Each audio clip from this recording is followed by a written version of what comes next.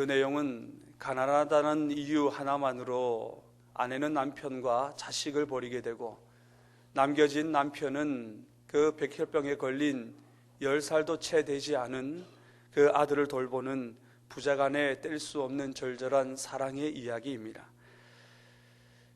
주인공은 자신보다 소중한 백혈병에 걸린 그 아들을 살리겠다고 2년 동안 지극정성으로 돌보게 됩니다. 전 재산을 팔고 자신의 자존심과 양심마저도 팔아 병원비를 마련하게 됩니다.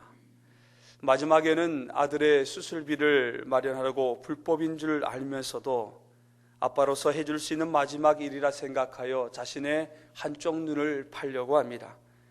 그런데 눈을 뽑기 위해서 종합검진을 받던 중에 자신의 몸에 커다란 암덩어리가 있다는 것을 발견하게 됩니다.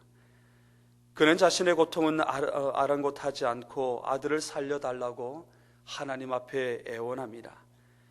아들 대신 자기 목숨을 가져가 달라고 몸부림을 치게 됩니다.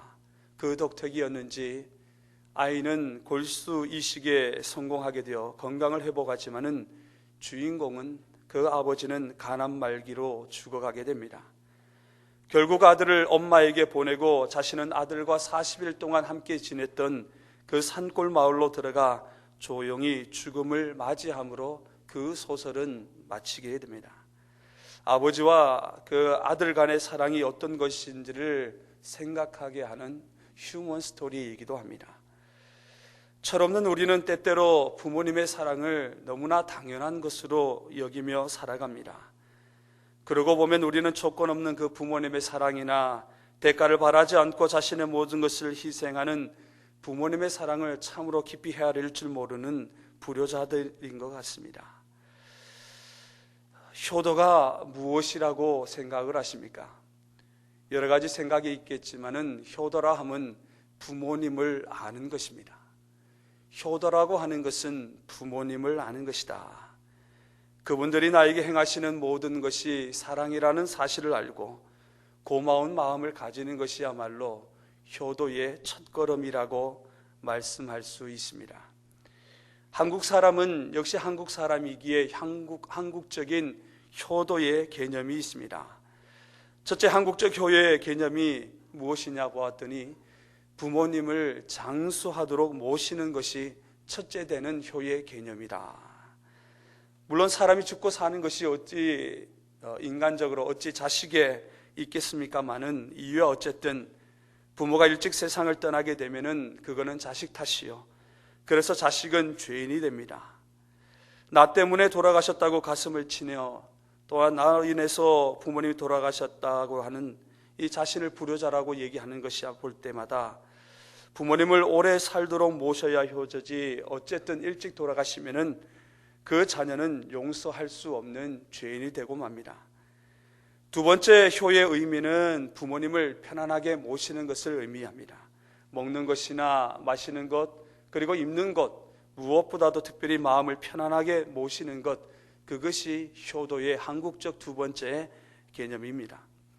그리고 마지막 세 번째 한국적 효도의 세 번째 개념은 가문을 소중히 여기는 것이라 합니다.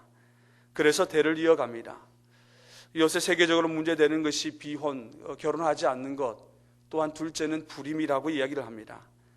한국적인 효의 개념으로 본다면 누구든지 좌우간에 시집 장가 안 갔으면 부모님의 마음을 아프게 했으니 불효요. 또 갔으면 자식을 안 낳는 것, 그것도 불효라고 이야기합니다. 말씀을 준비하면서 이 글을 읽으면서 제가 참 가슴이 아팠던 것이 무엇이냐면 나이 많은 어른들이 자식들 앞에서 하고 싶지 않은 말 세 마디가 있다고 합니다.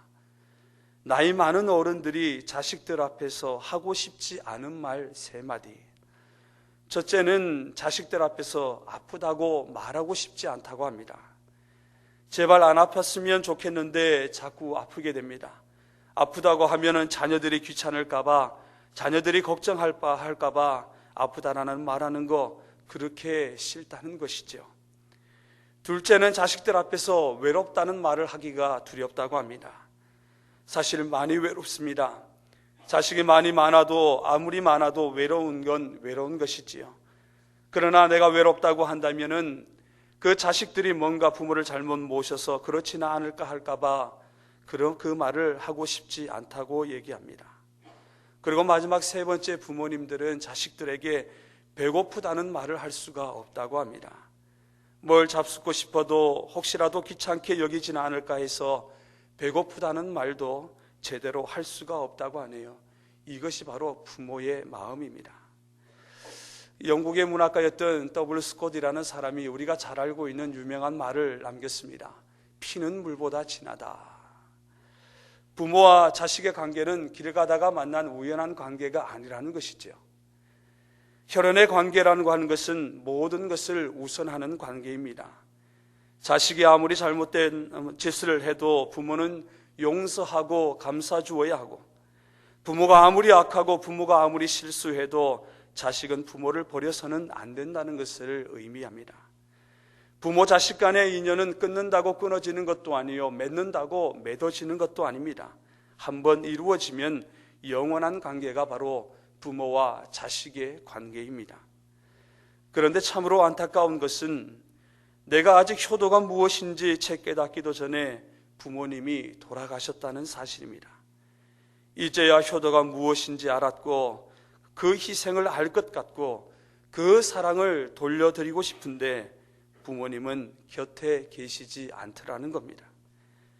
부모님에 대한 효, 이것은 사실 하나님께서 인간과 인간 사이에 주신 첫 번째 계명이자 약속의 말씀입니다. 비록 세상의 철학이나 사상이나 생각들은 변할 수가 있지만은, 그러나 하나님께서 주신 우리에게 이 명령하신 내 부모를 공경하라는 이 약속의 말씀은 결코 변하지 않는 진리의 말씀이기도 합니다. 오늘 본문에 등장하는 한 여인이 있습니다. 참으로 삶을 살아가면서 한많은 인생을 살았다고 이야기할 수 있는 참 불쌍한 사람이었습니다. 그녀는 처녀의 몸으로 임신을 하게 되고 약혼자가 있었지만은 아직 남성을 모르는 동정녀 처녀의 몸이었습니다. 그러면 어떻게 이런 일이 가능할 수 있었을까? 천사가 나타나서 한 음성으로 그에게 이렇게 말을 합니다. 마리아여, 무서워하지 말라. 내가 하나님께 은혜를 입었느니라. 보라, 내가 잉태하여 아들을 낳으리니 그 이름을 예수라 하라. 얼마나 사실 당황했을까요? 그 당시에 처녀가 임신하면 돌로 쳐 죽이는 규정이 있었기 때문입니다. 그런데 놀랍게도 그 음성을 들었던 마리아는 이렇게 고백합니다. 마리아가 이르되 내 영혼이 주를 찬양하며 내 마음이 하나님 내 구주를 기뻐하였음은 그의 여종의 비천함을 돌보셨습니다. 보라, 이제 후로는 만세의 나를 복이 있다 일컬으리로다. 마리아는 자신의 태에 10달 동안 아기 예수를 품고 있었고 자신의 젖을 물려주었고 자신의 품속에서 말을 가르쳤습니다. 또한 자신의 손을 붙잡고 아기 예수는 걸음마를 시작할 수 있었고 자신이 쥐어주는 밥을 먹고 아기 예수는 성장할 수 있었습니다. 예수님께서 공생애를 시작하시기 전까지는 30년 동안이나 한 집에서 서로 사랑하는 모자지간으로 살았습니다. 눈에 넣어도 아프지 않을 그야말로 사랑하는 아들이었습니다. 그런데 그런 자식이 지금 자신의 눈앞에서 죽어가고 있습니다. 인간으로서 겪을 수 있는 가장 비참한 모습이기도 합니다. 자신의 눈앞에서 군병이 나누어 가지고 있는 옷은 바로 사랑하는 자기 아들의 옷입니다. 어머니로서는 도저히 눈뜨고 볼 수 없는 끔찍한 광경을 그 어머니는 지켜보고 있습니다. 그런데 놀라운 것은 그 광경을 지켜보던 어머니 마리아는 땅을 치며 통곡하지 않습니다. 실신하여 넘어지지 아니하였고 불안당과 같은 로마 병정의 멱살을 잡으며 우리 아들을 내려달라고 원망하지도 않고 있습니다. 단지 십자가 앞에서 홀로 슬픔을 삼키며 십자가 위에서 괴로워하는 아들의 죽음을 자신의 눈으로 주시하고 있습니다. 아니, 어찌 보면 그 십자가 앞에서 어머니 마리아는 이미 아들인 예수님과 함께 십자가 위에 못 박혀 있는지도 모릅니다. 어느 어머니가 아무 죄 없이 아름답고 위대한 생애를 살았던 사랑하는 아들이 십자가 위에서 6시간 동안 피 흘리며 죽어가는 모습을 보면서 정상적인 정신을 가질 수 있을까요? 사랑하는 아들이 단번에 교통사고나 단번에 익사 소식만 들어도 우리는 아마 정신을 놓을지도 모릅니다. 그런데 십자가 처형은 그것과는 비교할 수 없는 가장 무서운 끔찍한 것이었습니다. 사람들은 최악의 고통을 경험하면 자신의 고통 외에는 다른 아무것도 생각할 수 없다고 합니다. 그런데 이 최악의 고통스러운 시간에 예수님은 자신이 아니라 육신의 어머니를 생각하셨습니다. 마지막 고통의 절정에서 그분이 기억한 것은 자신의 고통이 아닌 바로 어머니의 고통이었습니다. 아들이 서서히 죽어가는 그 모습을 지켜보아야 하는 그 어머니 마리아에게 예수님께서는 심한 고통 속에서도 이렇게 말씀하십니다. 여자여 보소서 아들이니이다.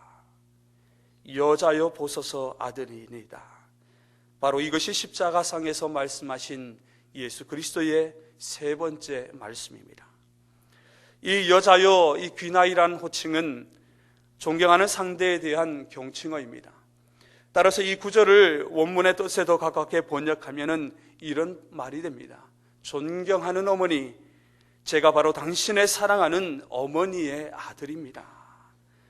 예수님께서는 지금 십자가에서 두 팔을 벌리신 채로 밑에서 지켜보는 어머니에게, 어머니 마리아에게 말씀하셨습니다.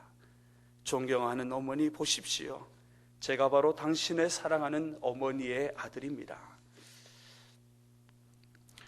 얼마 전 야구 선수였다가 직업을 바꾸어 방송인으로 활동하는 그 강병규 씨가 상습 도박 혐의로 징역 1년 그리고 집행유예 2년 160시간의 사회봉사 명령을 받았다고 합니다.